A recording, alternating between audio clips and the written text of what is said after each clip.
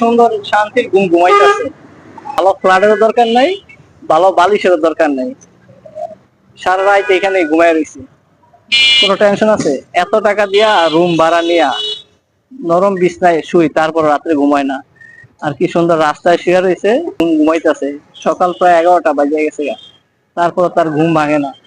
তা এত টাকা পয়সা থেকে কি লাভ যদি আপনার শান্তির ঘুম যদি ঘুমাইতে না পারেন?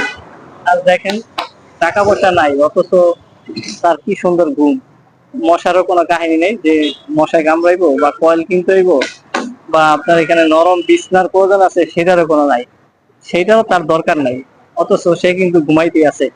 আর আমরা কত টাকা খরচ করি, ভালো বাড়ি বানাই, বাসা সুন্দর করি, বাসা ডেকোরেশন করি, বাসায় কোটি কোটি টাকা খরচ করি, অথচ কিন্তু ভালো ঘুম হয় না রাত্রে। আর তার কত সুন্দর সে নিরিবিলি ঘুমাইতেছে রোডের পাশে, এর একটা ছোট্ট একটা রোড, গুলশান 2 এর পাশে, এত শব্দ, তারপরে কিন্তু তার ঘুম ভাঙে না। সে কিন্তু তার যে শান্তির ঘুম সেটা কিন্তু সে ঘুমাইতেই আছে।